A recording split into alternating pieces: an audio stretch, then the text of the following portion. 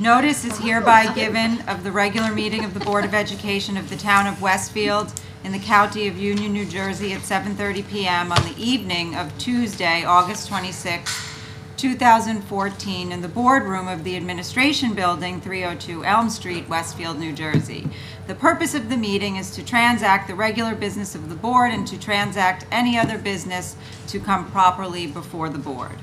This is to advise the general public and to instruct that it be recorded in the minutes that in compliance with Chapter 231 of the Public Laws of 1975, entitled the Open Public Meetings Act, the Westfield School Board on Friday, August 21st, 2014, caused to be posted at the office of the Board of Education located at 302 Elm Street, Westfield, New Jersey, and delivered to the Westfield Leader, the Star Ledger, the Westfield Library, Town Clerk of Westfield, Alternative Press, and Patch.com, a meeting notice setting forth the time, date, and location of the meeting. Dana, may I have a roll call? Rich Matesic, Lucy Biegler, Here. Ann Carey, Mark Friedman, Here. Brendan Galligan, Roseanne Kerstead, Here. Ginny Lights, Yes. Gretchen Olig, Here. Mitch Slater. Can you go back to the beginning? I'll note he's here. Okay. I guess I'll lead us all in the flag salute. Stand back here. I pledge allegiance to the flag of the United States of America and to the republic for which it stands, one nation, under God, indivisible, with liberty and justice for all.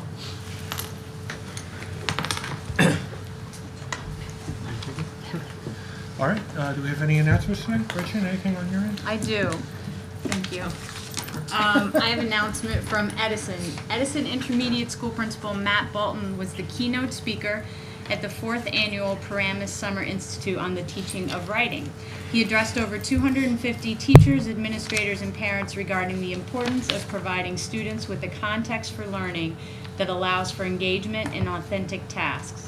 The director of the Institute, Thomas Marshall, stated that Mr. Bolton's presentation offered very practical information that participants felt immediately empowered to implement. Thank you. I have two. First one is from the high school. Peter Renwick, principal of Westfield High School, was the only school principal in the country and one of the few educational administrators invited to attend the National Forum on Education Policy this summer, hosted by the Education Commission of the States. As a new appointee to the ECS, Mr. Renwick joined lawmakers, practitioners, and policy experts in Washington, D.C. for 3 days to find common ground on tough education issues. He noted that the meaningful information and timely research on a number of relevant educational issues presented at the forum will have a direct impact on the Westfield Public Schools in the next few years. And then I have one for athletics. 5 girls from Westfield High School represented Team New Jersey in the Under Armour Underclassmen All-American Lacrosse Tournament held this summer at Towson University in Maryland. The team included the following 4 recent Westfield High School graduates who will be continuing their lacrosse careers in college. Samantha Paoletti, now at Boston College, Lauren D'Amico at Dartmouth, Mallory Weiss at Northwestern University, and Alyssa Cox at Virginia Tech. The team also included Hannah Liddy, who will be entering her junior year at Westfield High School, where she's a 3-sport varsity star. Okay. I have an announcement for the Westfield High School. Inside Jersey, published by the Star Ledger, ranked Westfield High School #1 in Union County in open enrollment high schools. New Jersey Monthly Magazine ranked Westfield High School as one of the top 25 schools in the state, rising to the 21st spot. This year, the magazine focused on academic performance, such as SAT and AP scores. Westfield High School students' academic performance has continually been high. It's the ranking methodology of various publications that varies from year to year. And congratulations to the High's Eye, Westfield High School student-run newspaper. It earned the All-American Honor rating, the highest possible, from the National Scholastic Press Association. The weekly newspaper, the pride of Westfield High School since 1935, earned marks of distinction in 4 of 5 categories: coverage and content, writing and editing, layout and design, and leadership, with judges praising the writing quality, the story ideas, the responsible journalism, and the fact that High's Eye is a weekly paper. One of the several judges' positive comments to the student staff, which were shared this month with advisors Nicole Simeone and Rosemary DiPattista, included, overall, very impressive what you were able to do on what appears to be a weekly basis. Very few high schools do this. Congratulations. And continuing the congratulations, this comes from the Fine Arts Department. The Sondheim Review, a quarterly magazine dedicated to the work of the musical theater and Broadway composer and lyricist, Stephen Sondheim, has included in its fall 2014 publication a stunning commentary on Westfield High School's production of Anyone Can Whistle.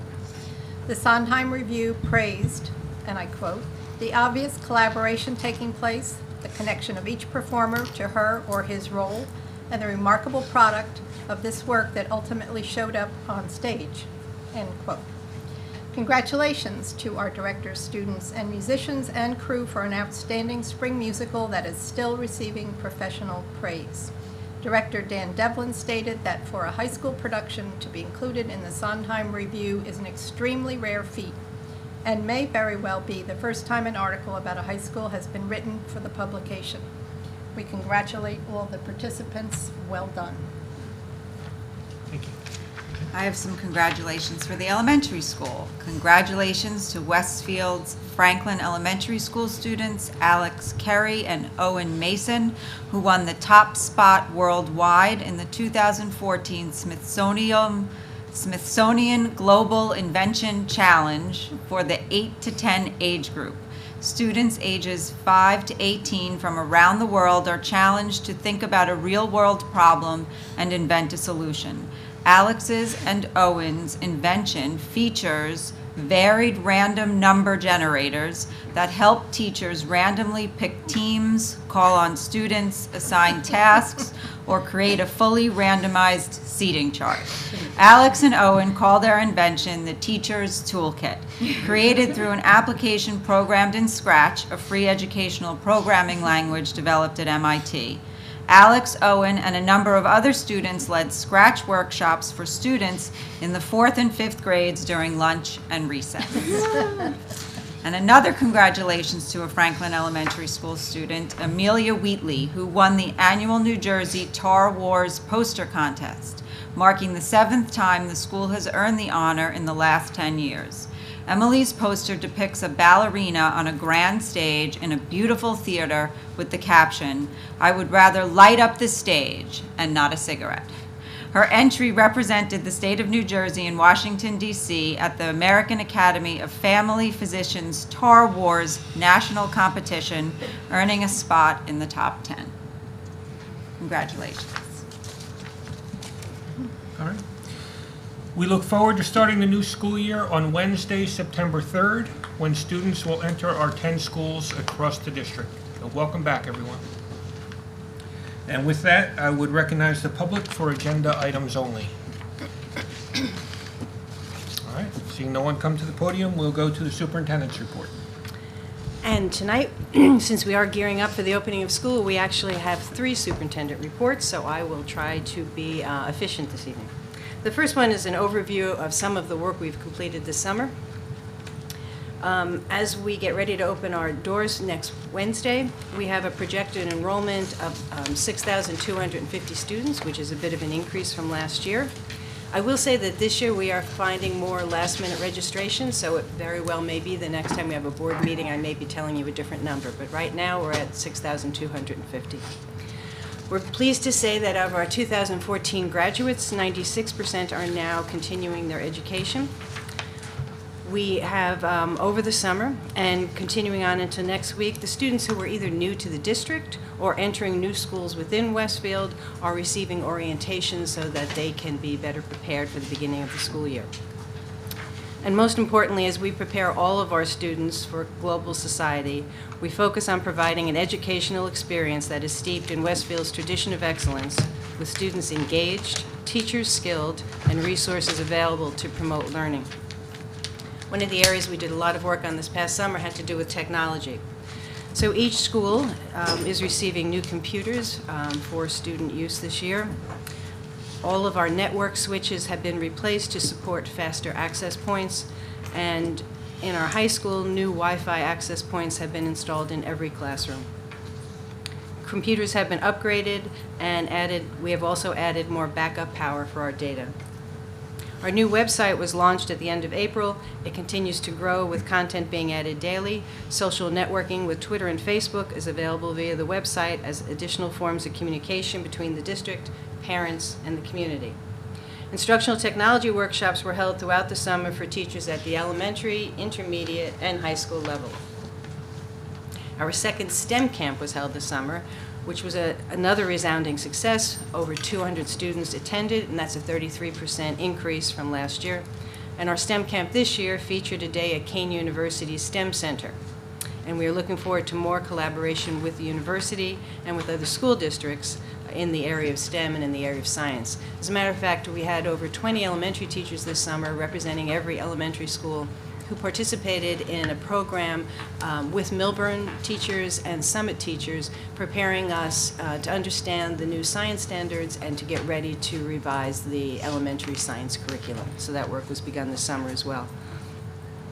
Over 50 different curricula have been revised for the 2014-15 school year to continue to motivate our students as well as meet and exceed state and federal standards.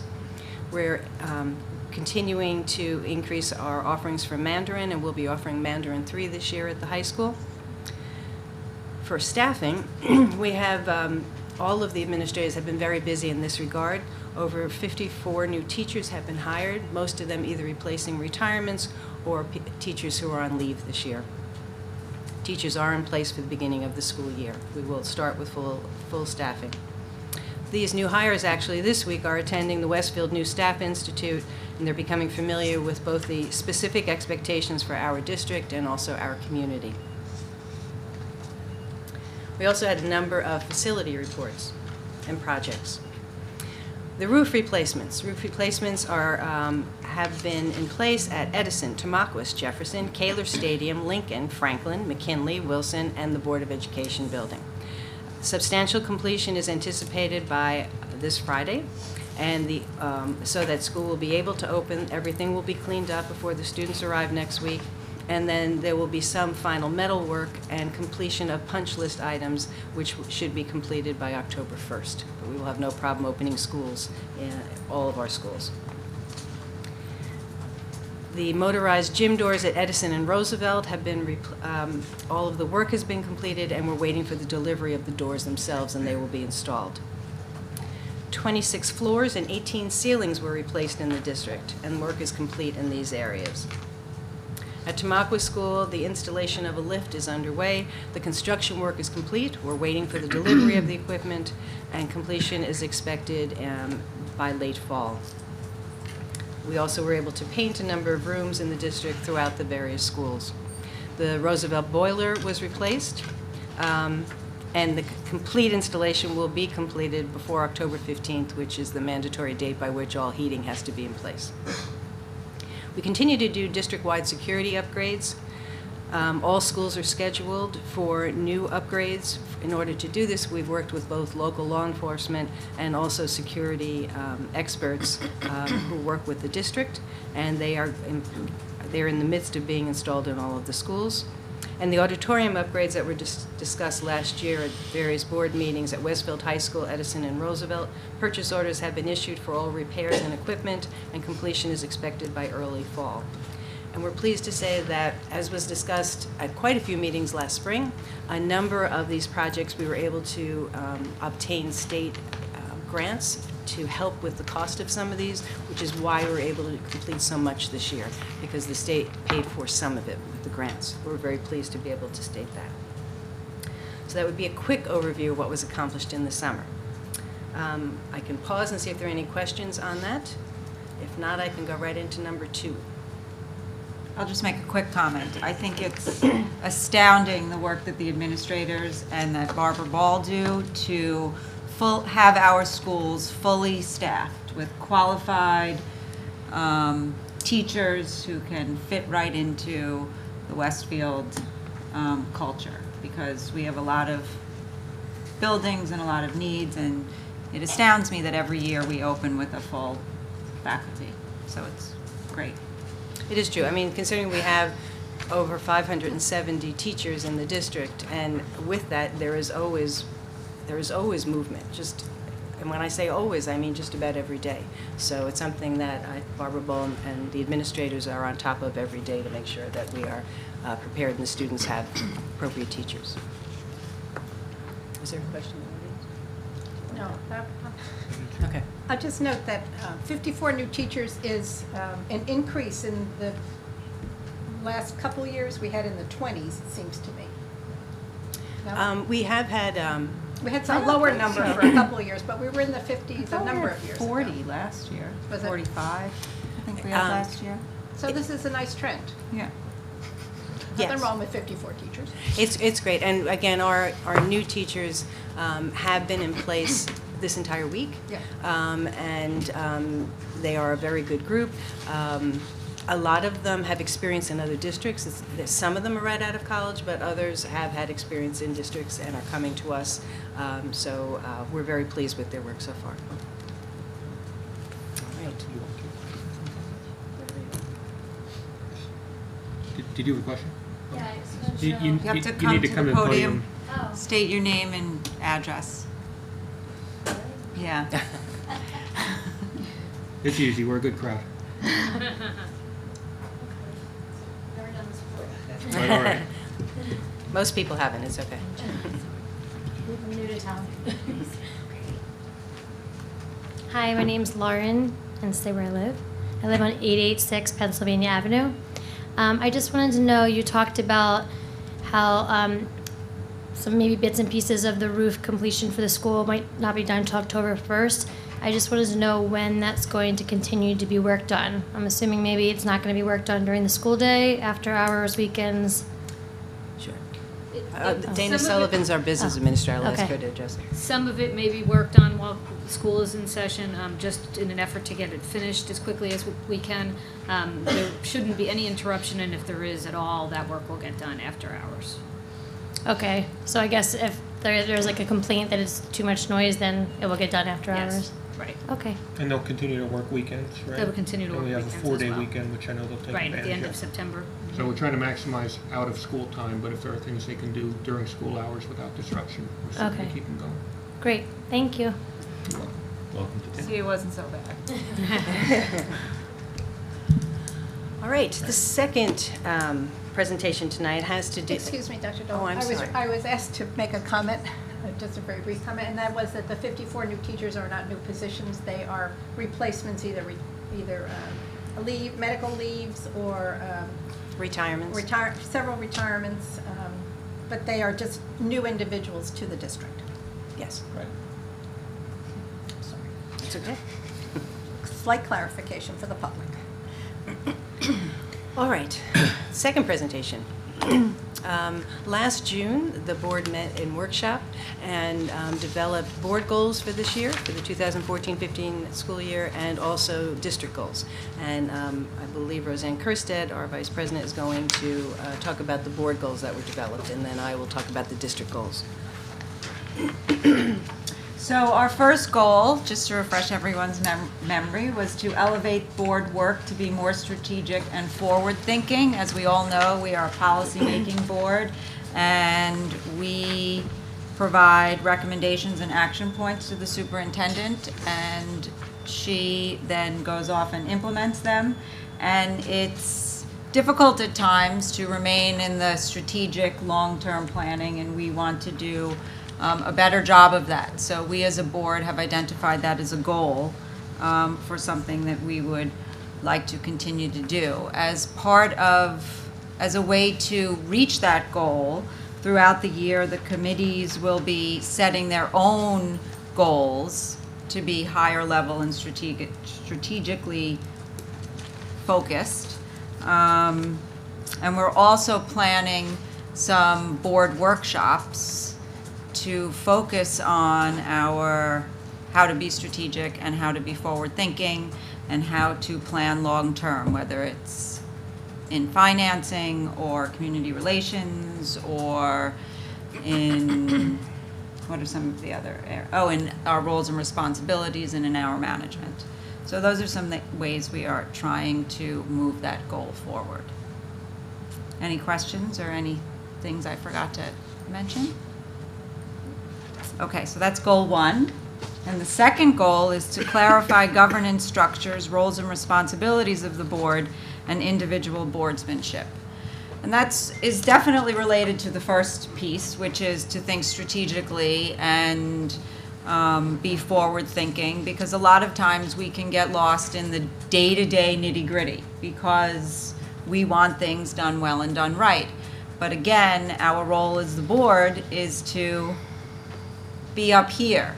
And we have to constantly be reminded and remember and work on our roles and responsibilities and what it means to be a board member and work as an entire unit so that we can move the district forward and really improve on things that are really working well, and then improve on things that might need really to be improved.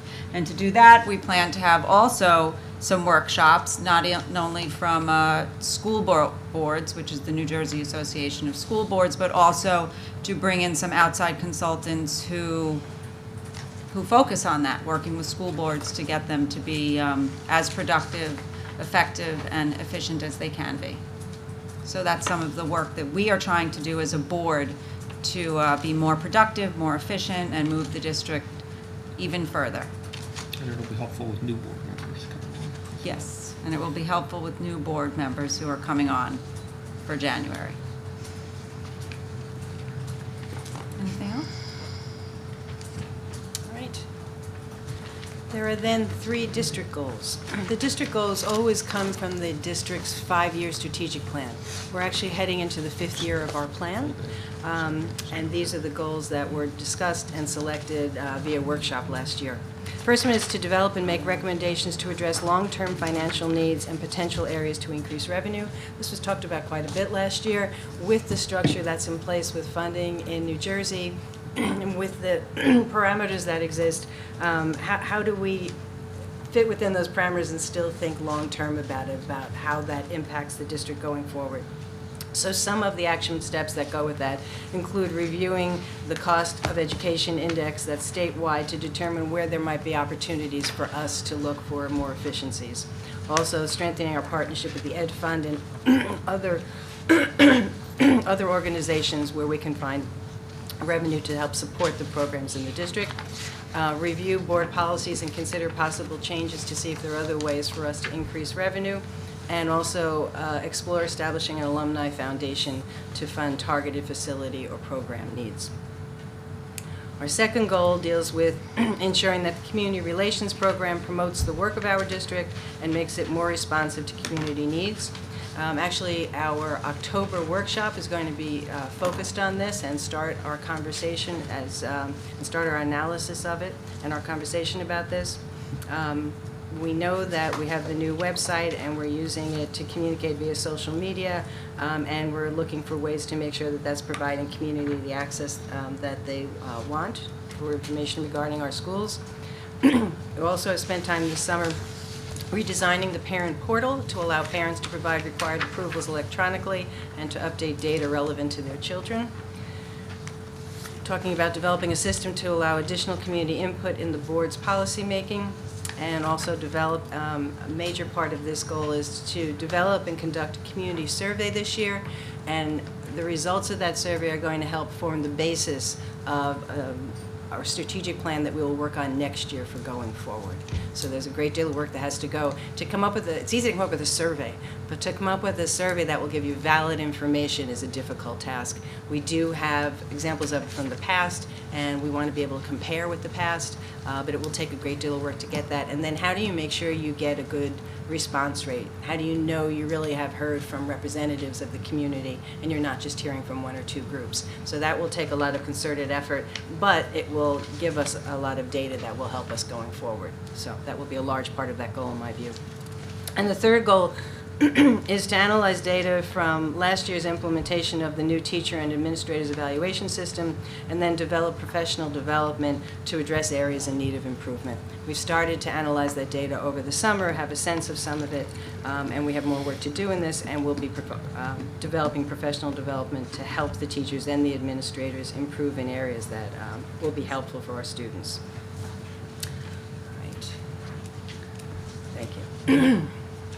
So those are the proposed 3 goals, and during the course of the year, we'll be providing updates as how we're working on each of those goals. Some of the work in the goals will be done in committee, some of it will be done by administrators in the district, but again, we'll provide updates as we go through as to how we're working on each of those goals. And there is one more presentation. Any questions on the goals? Dana, we talked about them in the spring. Do we need to take formal action to approve them, or just? You probably should, yes. So then I would make a motion that we adopt and approve board goals 1 and 2, district Oh, goals. you don't approve the board goals, I'm pretty sure. But, okay, whatever. Just the district or board and district? Just the district. I think you announced the board goals, but Yeah. approved the district Right. goals. All right, so I make a motion that we approve district goals 1, 2, and 3, as just discussed by Dr. Dole. Got a second? Second. Thank you. Any comments or questions? Yes, Ginny? Yeah, I'd like to comment.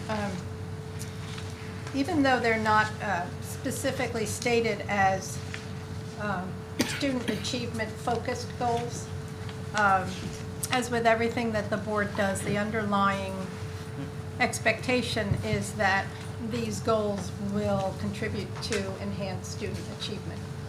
The one goal that probably most closely relates to student achievement, the 3rd goal, which is looking at our outcomes of the teacher administrator evaluation system, and then trying to figure out what areas to put focus on to help train teachers in the future to move forward in their ability to be most effective in those areas that they may have shown less effectiveness in our first time around. But in actuality, goal 1, which is our looking at our financial needs and trying to increase revenue, and goal 2, which has to do with community relations, are both indirectly related to and should, by their very nature, enhance our student achievement. So lest anyone think that that's not at the heart of everything that we think about and do, it is. But we are very proud of our educational program, and we do not lose sight of the fact that we are always looking for improvement in every outcome for every student. Absolutely. Thank you. Anyone else? Dana? Rich McDessick? Yes. Lucy Beegler? Yes. Mark Friedman? Yes. Roseanne Kirsted? Yes. Ginny Lights? Yes. Gretchen Ulich? Yes. Okay, and the 3rd presentation tonight is a required presentation required by the New Jersey Department of Education. As part of the Anti-Bullying Bill of Rights, it requires that every school, first of all, has a school safety team, and part of the responsibilities of that team is to review a self-assessment that is developed by the state, rank themselves on how they're doing on each aspect of this, and then use that to inform what they need to improve, what each school has to improve the next year in regards to anti-bullying. So this is a review of that. I will apologize a bit because there are an awful lot of numbers. I will explain the numbers a little bit, and where we have obvious room for growth, I'll talk about those specifically. So in the self-assessment, there are 8 core elements. We're required to have HIB programs, approaches, or other initiatives for the students. So, I'm sorry, HIB. HIB is harassment, intimidation, and bullying. So making sure that students at every level understand what that means and defining it at a level where they can understand it. And as they get older, making them more responsible for their own actions in that regard. There's also making sure that there is training on the Board of Education approved HIB policy. And then there are other staff instruction and training programs which might expand on that, effective ways, for example, to combat that, or something having to do with cyberbullying may be examples of that. Curriculum and instruction on HIB and related information and skills. HIB personnel. HIB personnel, every school is required to have an anti-bullying specialist. And the district is required to have an anti-bullying coordinator. These people are not full-time in their role. In these roles, they have other responsibilities, but they're the one person who are trained and then charged with the responsibility of following through with all the investigations. It's also an area that talks about making sure that at the school level, every time there is a HIB incident, the entire required reporting procedure is followed. And then also the investigation procedure as it leaves the school comes to my office and then to the Board of Education. And then the HIB reporting. Every incident has to be reported to the state, and it has to be reported whether or not it was found to be HIB and the steps along the way. They did, last year was the first year where we were required to have a self-assessment for this. And last year, the top grade was 75. One of the changes for this year is the top grade is now 78. Another change is schools must post the NJDOE, Department of Education, issued school and district grades on their website. Okay, so this is being reported to the board tonight. It will then be submitted to the state, and once we hear back from the state, it will be on the websites. This is how each school safety team in each school has to grade every aspect of this. If we didn't meet the requirements, it's 0, partially is 1, meets all requirements is 2, and exceeds is 3. And again, this is where I will apologize for all the numbers, but I don't know another way to show it. So for the first area, if you look there, for the HIP programs, approaches, or other initiatives, all of our students, all of our schools are doing well with this. They're all at least meeting requirements. When you get to element 2, which is the training, if you will notice that one of our elementary schools, the line actually says school employees, contracted service providers, and volunteers are provided training on the HIB policy. This school found when they reviewed it that not everyone had been trained. Now remember, you constantly have new people coming in the course of the year, so how do you keep up with that? So the reason for the one is they identified they wanted to do a better job next year with the staff that comes along in the course of the year. When you get to core element 3, you'll notice that there are 2 areas where the high school did not meet the requirements as assessed by the school safety teams. They both have to do with having the anti-bullying school specialist given time during the school schedule to participate in training. While the anti-bullying specialists in the high school have been trained in it, they did not have time last year in order to do it. So it's already been scheduled for this year so that the training will be in place. They've had to have years of training, but they didn't have it last year.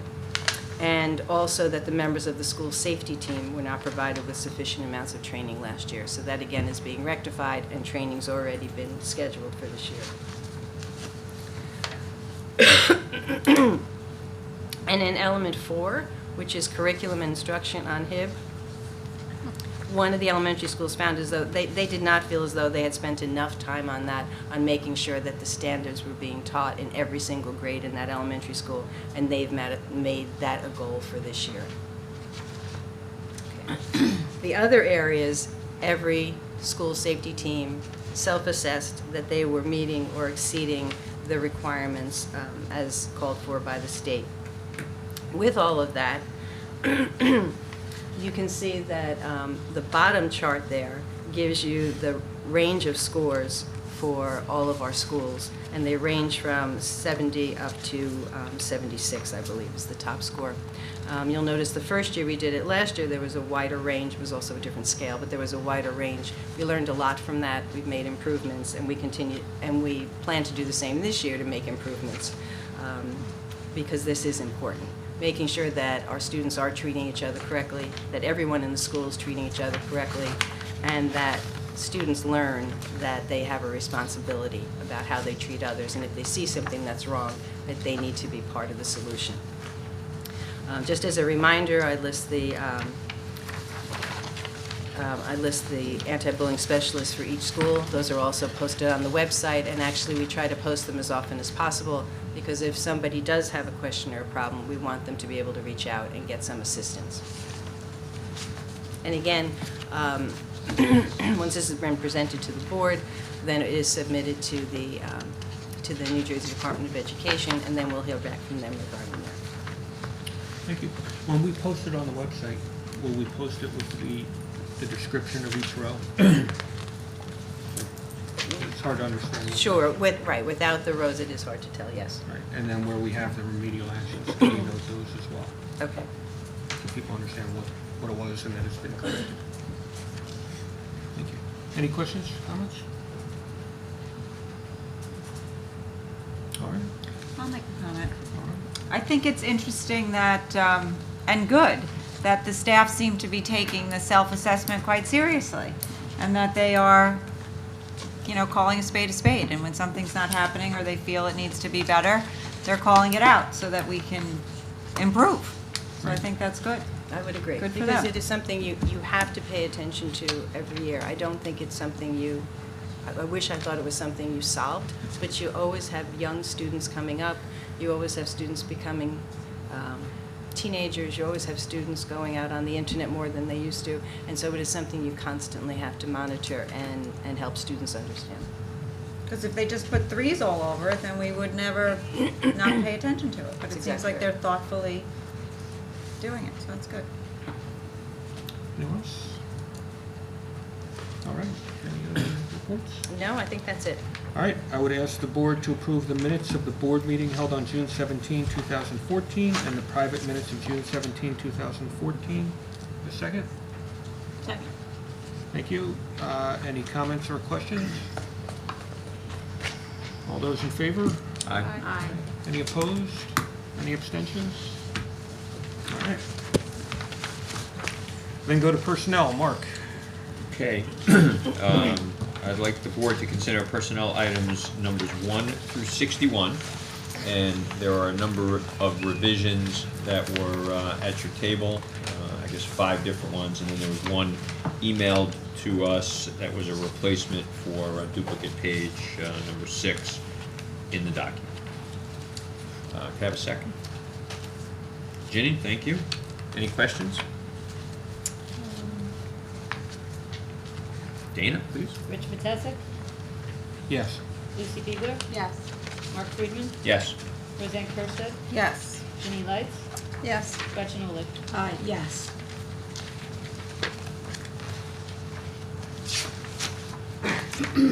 That's it? That's it? All right, we will then turn to facilities. Dana, do you want to do an update on the roof projects? Well, I think, as Dr. Bell mentioned, we are on track. We have 2 contractors doing all 8 of those buildings.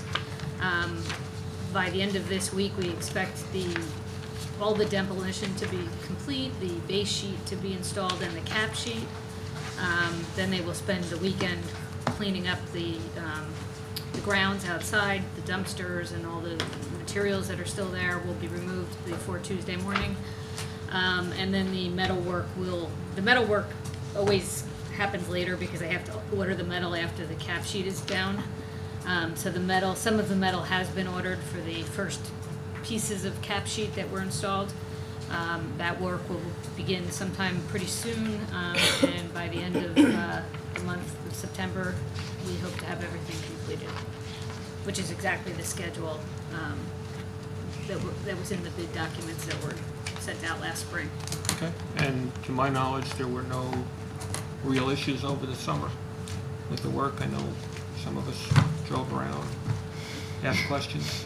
No, none at all. We had, the architects had people on site for a lot of the time in the summer, as well as the manufacturers of the roof materials themselves inspecting at each aspect of the work before they could go on. So quality of the work is good, and the weather cooperated. I know so- the weather was much more cooperative The this weather summer was, than yes. last summer. Yes, so. the weather was a big factor. We were very lucky. Good. But we also had good contractors, so all in all, it was a good summer. All right, and we have a facilities meeting scheduled for early September, and we'll go through where we are with the status of the projects on the long-term plan. Can I just ask 2 follow-up questions?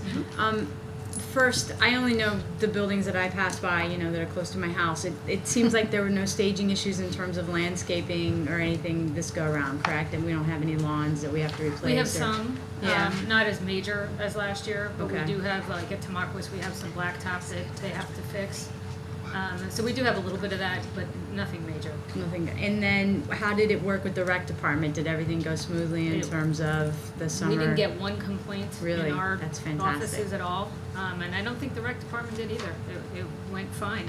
Good. The kids were fine, they stayed away from the contractors stayed away from the kids, and it all worked out well. Good. That's great. We may talk, I think we'll hit this in finance probably, but can you talk just a little bit about the total cost of the project? You know, we sold bonds again for the balance of the roofs this summer. Right. Maybe talk a little bit about that. Yes, so we are about a little over $3 million under what our original estimates were for all of the roof projects, all of the buildings. We did sell the remaining bonds this summer. We were estimating about an average interest rate of about 2.5. We actually sold them for a little over 2.0, which saved us long-term, I think it was roughly $90,000.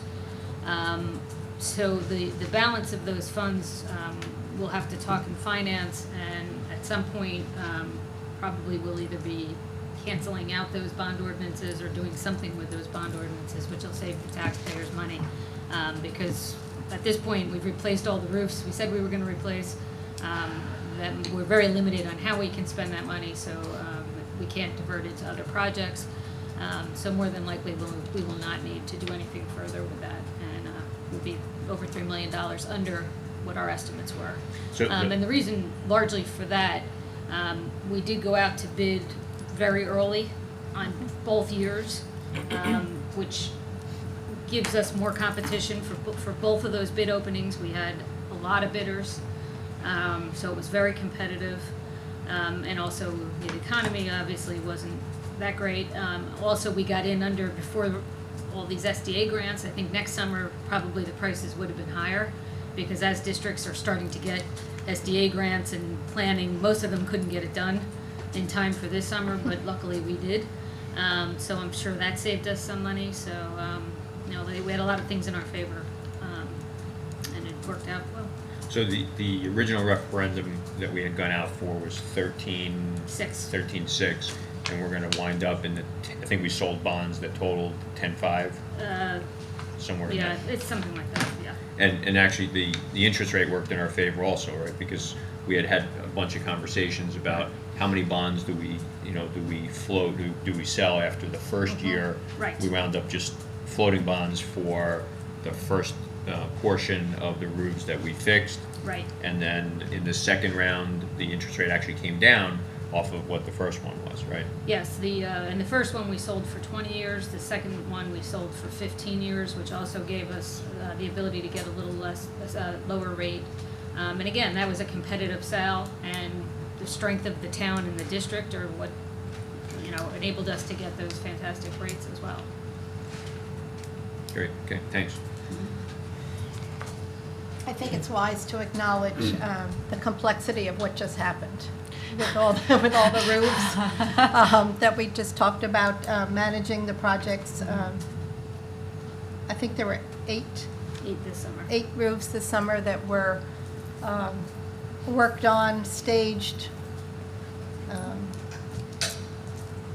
supplies ordered for, and now implemented the reconstruction of significant portions of some of them, and just maintenance of others. But this is a very complex situation. So thank you, Dana, and thank you to the staff. Mike Morris especially, we have to give Mike Absolutely. a tremendous thank you. He has worked very hard for the second summer in a row, and pretty much every weekend has been here checking on the contractors. So The he's done a dedication tremendous job. of our leadership team is extraordinary. I think we need to acknowledge that. All right. I'm good. Thank you. Thank you. Long-range planning, okay. No report at the moment. All right, policies, Gretchen. Yes, I would like to ask the board to approve policy motion number 1 for first reading, the revised 2014-2015 school calendar, which was sent home. You'll remember that. Oh, can I have a second? Second. Roseanne, thank you. that part of our new teacher's contract was the addition of a professional development day.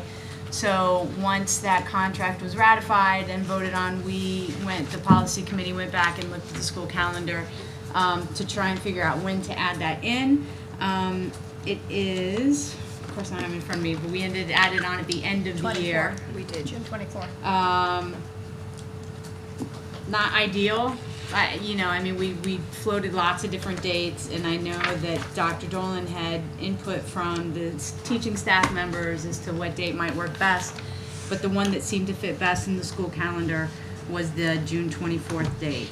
Right. Since the calendar had already been set and had been sent to parents, and parents had planned based on it, there were certain things we didn't feel we could change. So for this 1 year, it is at the end, but we will plan staff development that makes sense to happen at the end of the year. Going forward, we can put that professional development days in different parts of the year. Anybody have any questions, comments? Okay. Rich Mutesa? Yes. Lucy Beegler? Yes. Mark Friedman? Yes. Roseanne Kursted? Yes. Ginny Lights? Yes. Rich Tillman? Yes. I'd like to ask the board to consider policy motion number 2 to approve for second reading the policies listed there, and also motion number 3, which would, for second reading, the abolishment of the policies listed there. Can I have a second, please? Second. I know it's been a while since you all have seen these. We looked at them at the end of the school year. I will just briefly comment that since the first reading, there were some changes made to the acceptable use policy and also to the digital communication policies based on conversation that came out of our meeting, our public meeting, after the first reading, and to try, these are not, I think that these policies are something that we're going to have to touch and look at in a lot over the next few years. And so, but they are mandated policies that we have to have in place for the beginning of the school year. So they're in as best shape as we believe they can be. And we, I think that they cover all the points that we're required to cover. But I do think that in some ways they're going to be living, breathing documents that we'll have to continue to go back to and maybe bring back to the board as they're implemented. But does anybody have any questions or comments about any of the policies that are down for second reading? Yeah. Would you like to tell us what was changed? Sure. Or would you just like us to no, trust you? I We do, can. but I'd love to know. So let's start with the acceptable use policy.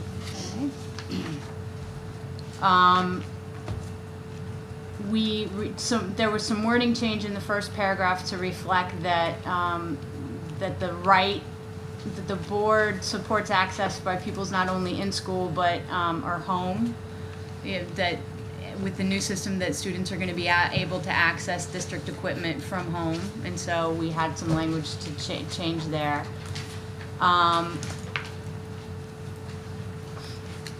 There was an additional paragraph on the bottom of page 2 of 4. The very last paragraph, the board therefore adopts the following standards of conduct, is a new paragraph, which makes reference to the regs.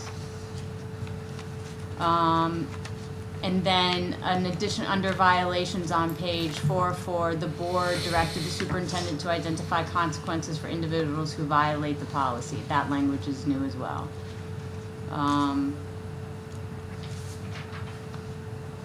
The regs didn't change that much. There was number 15 on page 4 of 9 of the regs was changed to not only disrupting network traffic but crashing the network, to make it a broader violation.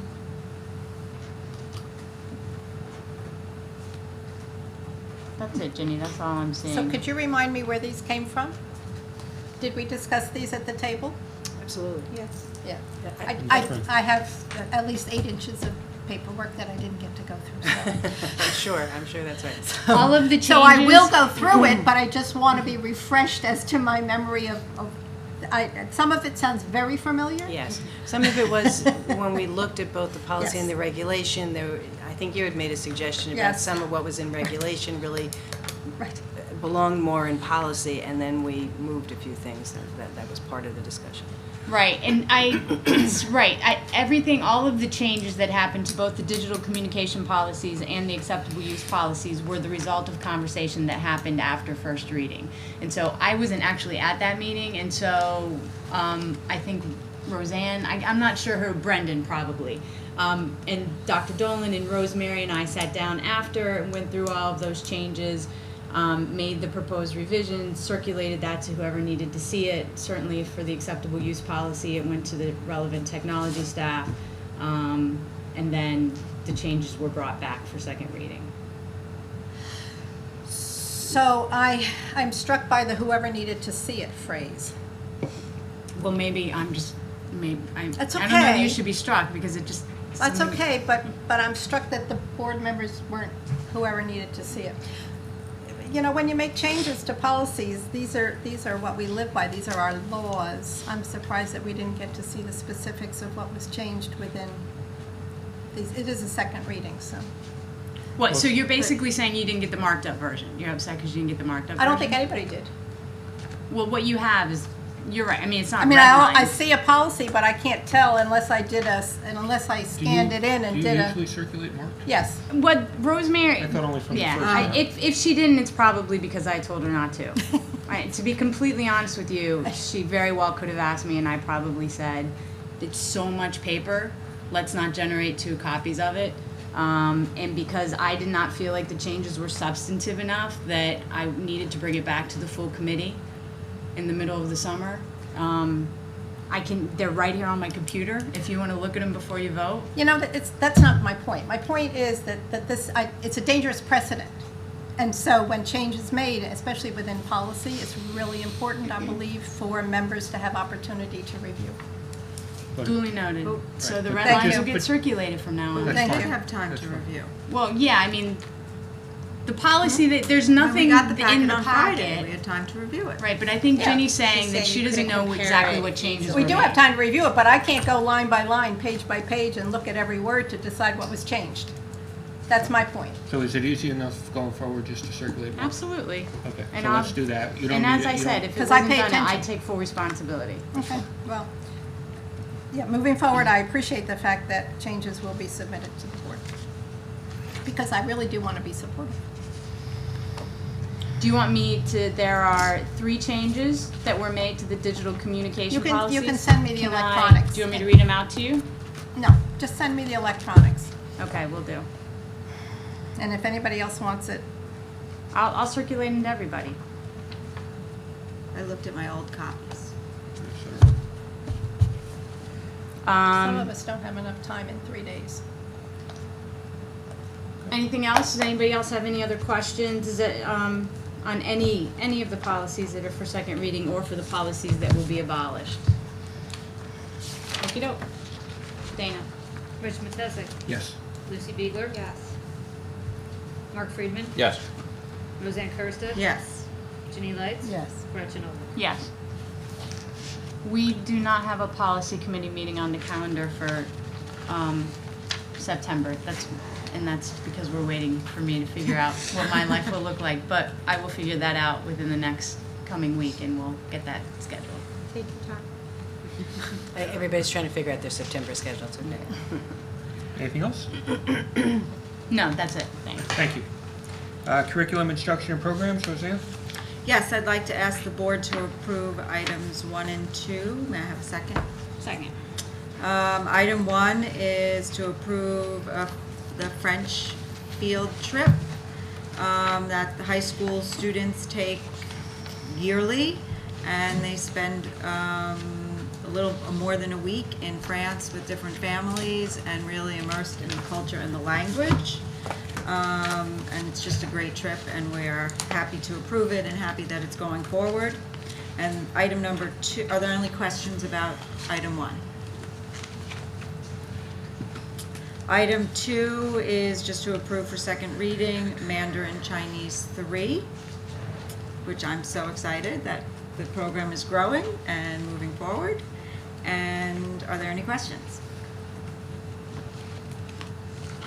Okay, we can have a vote. Rich Matesic? Yes. Lucy Biegler? Yes. Mark Friedman? Yes. Roseanne Kursted? Yes. Ginny Lights? Yes. Gretchen Oleg? Yes. Anything else? Mark, finance? Okay. Oh, I'm sorry, I do have something. SIP meeting will be September 11th, the first one. That's a Thursday from 9 to 12. It should be in the blue notes. Okay, yeah, sure. I'm sure. Okay. I'd like the board to consider finance items numbers 1 through 29, and there were also some revisions there at your table. Also, would just like to, we oftentimes get generous gifts, just like to point them out. The board would like to accept a gift of $15,418 from the Wilson School PTO for the purchase of a laptop cart. Also, a gift of $1,756 from the Washington School PTO for the purchase of Scholastic News and Time for Kids. Another gift for $2,354 from the Washington School PTO for the purchase of an auditory sound system and 8 printers.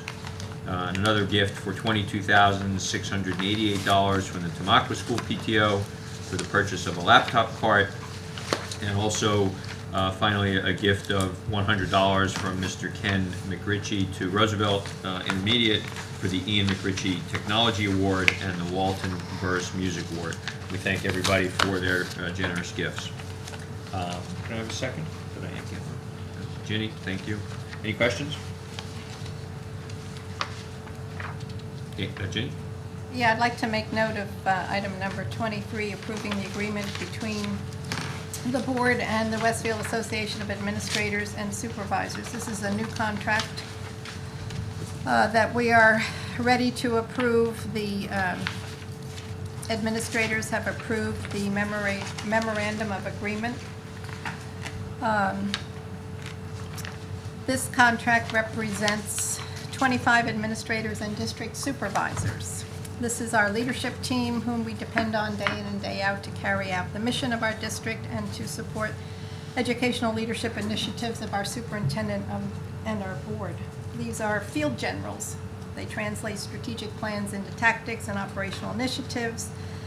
We wouldn't be the school district we are without them. The term of the contract is 3 years. The effective dates are July 1st, 2014 through June 30th, 2017. Under the new contract, the salary settlement is 2% annually. In the second year of the, just a couple highlights, in the second year of the contract, qualified employees who waive health insurance coverage will no longer be paid to waive that coverage, resulting in significant additional savings to the district. The administrators and supervisors also agreed to pay a $1,000, $2,000 out-of-network deductible for their health insurance starting when the contract starts, year 1, July 1st, 2014. In year 2, qualified employees who are on maternity leave or child rearing adoption leave will pay COBRA coverage for health benefits after exhausting state and federal law and statute required district paid benefits. I want to thank the board negotiating team members, Roseanne and Brendan, and Mark when he was able, Dana Sullivan and Barbara Ball for their support and their tireless work. This was, while it was not a protracted conversation, there were times when we spent considerable effort and long evenings working through the conversations with our administrators and supervisors. And the members of the association team I want to thank for their hard work and dedication to this outcome. We're happy to put this in place. I hope that we gain support tonight. This will be the end of the first round of all of these contracts that we have worked so hard for. And we'll be starting the second round very shortly, but I believe we've made good strides in cost containment and really staying with the goals that the board has given us for our salary percentage increase and our effective rate increase. Over the life of the contract, which is about a $11.75 million contract in 3 years, we see an overall cost over 2% of about $6,000. So I think we're right on target with our meeting the initiatives that we were that we were required to meet from the board's point of view. Questions? Comments? Dana? Rich Messek? Yes. Lucy Beegler? Yes. Mark Friedman? Yes. Roseanne Kursted? Yes. Ginny Lights? Yes. Gretchen Oley? Yes. And we have a finance meeting scheduled for Friday morning, September 12th, 8 a.m. Anything else? No, sir. Legislation, I know Ann is out. I'm not aware of her leaving a report. All right. Technology, I know Mitch is out. I know you gave a brief update on technology over the summer. I'm not aware of any other report. All right. I'd ask the board to note the notes for the record and ask whether there's any unfinished business. Any new business? Any liaison reports? Roseanne? I just want to mention that the PTC Special Ed Committee's first meeting will be September 10th at 7:30 at Edison School. Thank you. Anyone else? I would then recognize the public for questions and or comments on any topic. All right. Seeing no one come, I think there's one. Please come you forward. gotta do the same thing, first name, last name, address, and take it away.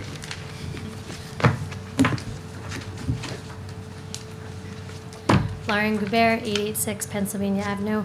I'm new here, so I don't know how everything works. I just want to know, Dr. Dolan, you had said that you guys will provide updates on how you're working through all these goals. I just want to know, how do we get these updates?